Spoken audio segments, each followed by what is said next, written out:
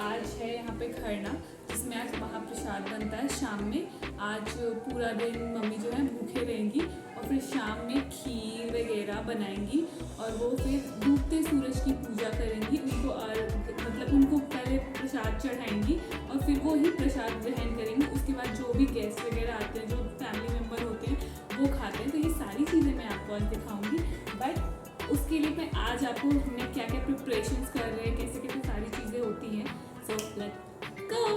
सो आज का दिन शुरू होता है बर्तनों की सफाई से। सो बेसिकली ये सारे पीतल के बर्तन होते हैं और ये यहाँ पे आपको दिख रहा हो कि मैं पीतल के सूप की क्लीनिंग कर रही हूँ। बहुत सारे लोग बांस के सूप से भी अर्घ देते हैं। हमारे यहाँ तो पीतल और बांस के सूप दोनों से पूजा की जाती है। आफ्टर यूटेंसिल्स क्लीनिंग उसके बाद बारी आती है पूजा रूम की सफाई की। सो ये तो ऑलरेडी ही क्लीन होता है, बट फिर भी थोड़ी बहुत सफाई, क्योंकि आज पूजा है एंड यहाँ पे हमारे कुल देवता है जिनको वो मिट्टी से वापस लीपा जा रहा है। तो मैं यहाँ कीनली ऑब्जर्व कर रही थी मम्मी को कि वो क्या कर रही हैं, कैसे कर रही हैं, एंड वो भी मुझे बहुत सारी चीज़ें बता रही थी। So after cleaning and all it's time for चूल्हे को टचअप देना। सो ये मिट्टी का चूल्हा है एंड छठ में जो भी महाप्रसाद बनता है वो सब इसी चूल्हे पे बनता है। सो यहाँ पे मम्मी वापस से चूल्हे को एक बार फाइनल टचअप दे रही हैं सो दैट कि ये अच्छे से सेट हो जाए और उसके बाद इस पे अच्छे से प्रसाद बन सके। एंड आफ्टर ऑल दिस उसके बाद प्रसाद बनने का प्रोसेस शुरू होता है। So here I am very excited. So basically जो आज के प्रसाद में बनता है वो गुड़ वाली खीर और रोटी बनती है। ये सारी चीज़ें हम छठी माता को और डूबते सूर्य भगवान को भोग लगाते हैं एंड फिर वही प्रसाद जो भी छठ का फास्ट करते हैं वो खाते हैं एंड देन उसके बाद सबको प्रसाद मिलता है। सो अभी ये सारा कुछ जो है वो मम्मी को ही बनाना है, क्योंकि ये जो छठ करता है तो वही बनाता है। सो यहाँ पे मैं मम्मी की थोड़ी बहुत हेल्प कर रही हूँ एंड उनसे सीख भी रही हूँ कि क्या होता है एंड कैसे होता है। एंड यहाँ पे मैंने मम्मा के साथ ट्विनिंग की है। आई नो लोग कपड़ों की ट्विनिंग करते हैं, बट मैंने और मम्मा ने यहाँ पे सेम बैंगल्स पहने हुए हैं and you can tell me कि कैसा लग रहा है। तो यहाँ पे खीर बन चुका है। अब बस फाइनल पार्ट है कि यहाँ पे मेक श्योर करना होता है कि कोई भी चीज़, मक्खी वगैरह या फिर चींटी वगैरह कुछ भी वैसे ना आए। एंड यहाँ पे यू कैन ऑल्सो सी कि आपने आज तक देखा होगा तवे पे रोटी बनते हुए, बट यहाँ मैं आपको दिखाने वाली हूँ कि पतीले में रोटी कैसी बनती है। सो इसके पीछे भी एक इंसिडेंट है। एक्चुअली जब हम कल शॉपिंग करने गए थे तो हमें मिट्टी का वो तवा मिला ही नहीं एंड छठ पूजा के प्रसाद के लिए जो रोटी बनती है वो मिट्टी के तवे पे ही बनती है। तो यहाँ पे तो हमें तवा मिला नहीं, तो हमें ये पतीला ही मिला। बट मम्मा यहाँ भी इस पतीले में भी बहुत अच्छे से रोटी बना रही हैं, यू कैन सी।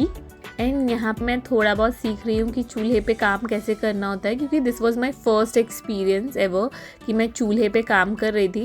वैसे मैं काम तो नहीं कर रही थी, बस मम्मा ने बोला था कि इसमें थोड़ी बहुत लकड़ियाँ डाल दूँ, तो वो मैं करने की कोशिश कर रही थी, बट ये भी मेरे से सही से नहीं हो पाया। एज यू कैन सी कि मेरे करने का कुछ इफेक्ट नहीं पड़ा, फिर मम्मा को खुद ही ठीक करना पड़ा। तो मम्मा यहाँ पे फाइनली अपने अकॉर्डिंग कि उनको कितनी आँच चाहिए वो उस अकॉर्डिंग यहाँ पे लकड़ियाँ अपनी सेट कर रही हैं। And here you can see disappointment on my face, but me being me I never quit. वैसे तो छठ पूजा के पीछे बहुत सारी कहानियां हैं, बट उनमें से एक कहानी ये भी है कि द्रौपदी ने अपने पति के अच्छे स्वास्थ्य और उनके बेहतर जीवन के लिए छठ का व्रत रखा था।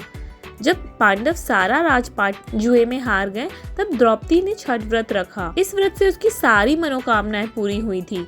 पांडवों को सब कुछ वापस मिल गया था। एंड इस फास्ट में द्रौपदी ने सूर्य पूजा और छठी मैया की आराधना भी की थी। वहीं प्रकृति ने भी अपने आप को 6 भागों में डिवाइड किया था।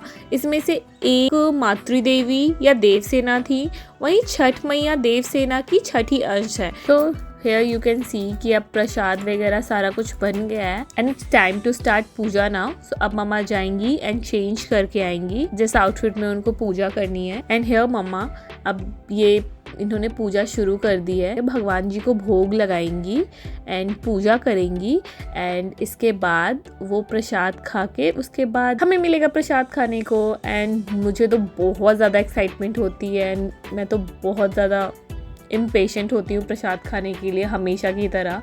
तो मैं यहाँ वेट कर रही हूँ, इनफैक्ट हम सभी यहाँ वेट कर रहे हैं कि मम्मा की यहाँ पूजा ख़त्म हो, भगवान जी को भोग लगा दे, खुद प्रसाद खा लें एंड देन हम सबको ये यमी यमी सा प्रसाद खाने को मिलेगा। क्योंकि इसके टेस्ट की तो मैं क्या ही बताऊँ, आई एम श्योर कि बहुत सारे लोगों ने ये प्रसाद खाया होगा। So guys you can know the feeling of Chhath Puja का प्रसाद। तो जैसा कि मैंने आपको पार्ट 1 वीडियो में बताया था कि धार्मिक मान्यता के अनुसार माता सीता ने सबसे पहले छठ पूजा बिहार के मुंगेर में गंगा पे की थी एंड जिसके बाद से ही महापर्व छठ की शुरुआत हुई थी एंड छठ को बिहार का one of the important festival माना जाता है एंड ये फेस्टिवल बिहार के साथ साथ दूसरे स्टेट एंड फॉरेन में भी बहुत धूमधाम से मनाया जाता है। वैसे तो मुंगेर में छठ पर्व का विशेष महत्व है। बहुत सारे लोग ये भी पूछते हैं कि बिहार का सबसे बड़ा फेस्टिवल छठ क्यों है। बहुत सारी स्टोरीज के अकॉर्डिंग बिहार में छठ पूजा की शुरुआत हुई थी महाभारत काल के टाइम से एंड पौराणिक कथाओं के भी अनुसार सूर्यपुत्र कर्ण का संबंध बिहार के मुंगेर जिले से था।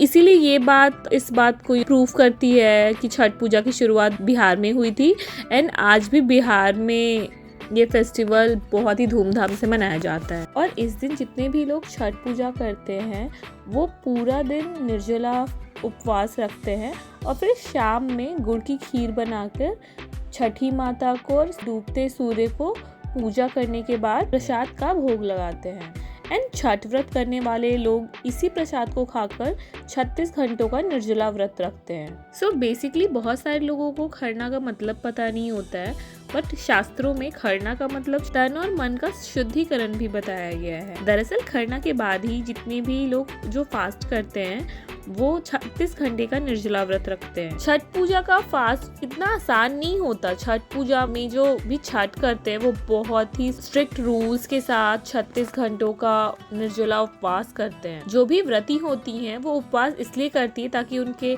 बच्चों की रक्षा हो सके, घर में सुख समृद्धि और उन्नति हो।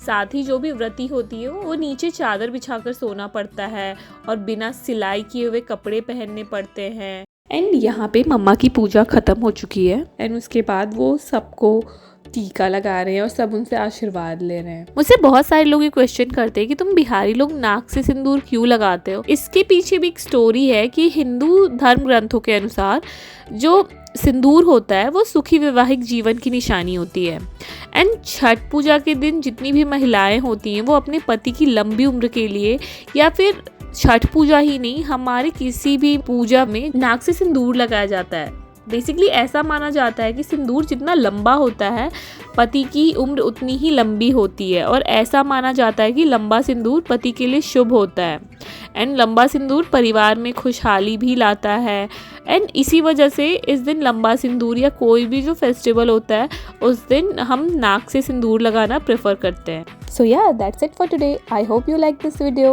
and if you did, do like, share and subscribe to my channel and also like and follow my Facebook page. See you in next video. Till then, bye bye.